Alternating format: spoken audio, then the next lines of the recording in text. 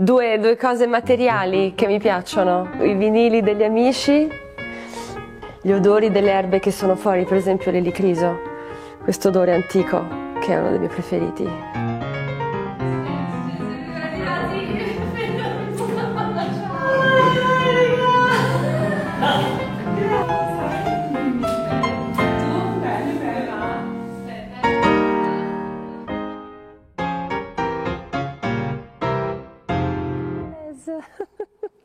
Mi chiamo Agata Felluga e sono stata concepita qui a Rocchette di Fazio e voilà, sono andata il più lontano possibile per ritornare poi il più vicino possibile.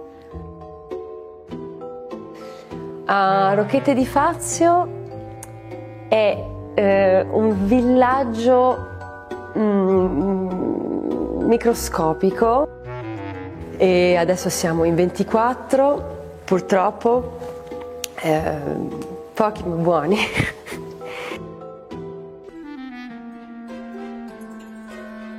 È un posto speciale. Quando ero piccola ero convinta che la natura fosse magica. Ero convinta che ci fosse qualcosa di magico ma proprio una magia. E ci tenevo alla mia solitudine, insomma. E è un bel ricordo. Sì, sì.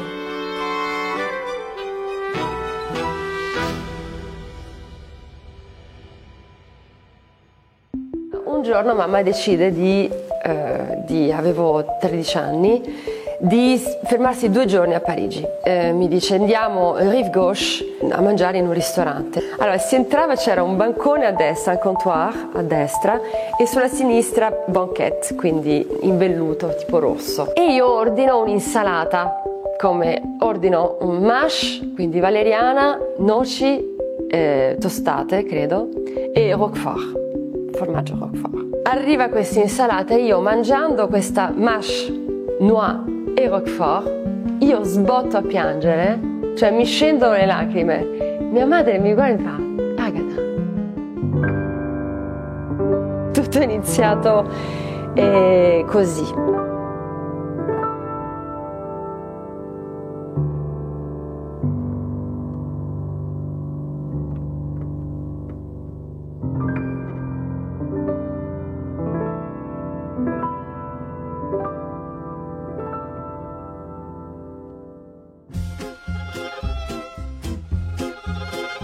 Les œufs di cette table-là sono 2 sur 3, il y a 3 œufs cocotte. Voglio diventare cuoca, però era quello che dovevo fare. Ok, volevo essere autonoma, indipendente e volevo lavorare con le mie mani. Le pain, je vois qu'il est déjà assaisonné, c'est trop bien. Arrivata a Parigi quindi nel 2002 a Lucas Carton. Un'esperienza di 1 anno in cui ho fatto pasticceria, garde-manger, garniture, pesce, carne, ho imparato tantissimo, insomma il rigore dei ristoranti stellati. E poi incontro con Guillaume, a un certo punto mi disse: Agata, senti, Pascal Bavot cerca qualcuno. Io arrivo lì e non so cosa è successo. Ok, Pascal Bavot nel bene e nel male mi diceva: tu sei un artista, come sei tu? È Iñaki che devi chiamare. Quindi Alain Senderens, Frédéric Robert, Pascal Barbot, la Strance e Iñaki Espitarte con lo Chateaubriand. E questi chef hanno avuto la generosità e mi hanno dato fiducia per restare così tanto anni al loro fianco.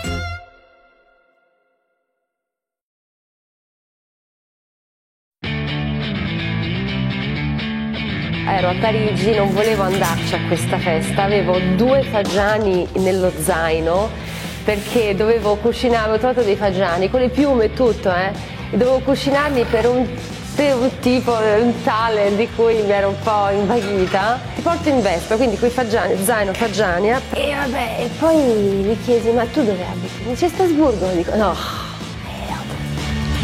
A Strasburgo ho conosciuto i miei più cari amici, ho fatto da mangiare per festival di musica punk, rock, sono persone che si conoscono da anni, che hanno cominciato a suonare sotto dei ponti a Metz. Io ho questi 2 canali di comunicazione, con la musica la cucina viene prima ma dopo. La cosa che trovo fichissima è che non è necessario essere punk o mostrarlo, è veramente uno spirito, come identità personale di me in fronte a uno specchio, insomma, di me davanti a me stessa. Non so se sono stata chiara.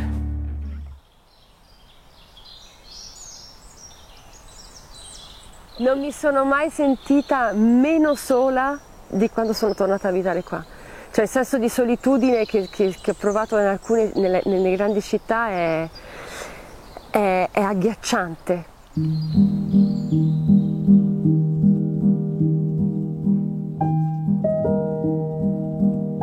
La cucina che vorrei proporre, che propongo qui, è nei primi piatti soprattutto di riprendere dei piatti della tradizione tipica maremmana di qui, di rocchette di Fazio.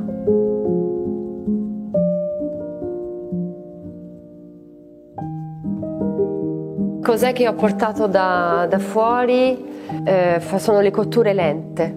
Le cotture lente, ovviamente non sottovuoto. Penso di aver portato il tempo, le cotture lunghe, la pazienza. Io sono molto impaziente, quindi mi fa bene.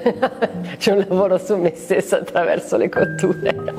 È completamente istintiva la cosa. Però penso che cucino per me bimba, questa cosa non l'ho mai pensata nella mia vita e penso che abbia senso, molto molto senso.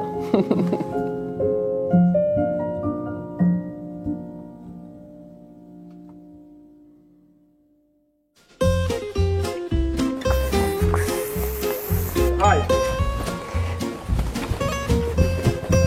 Vai.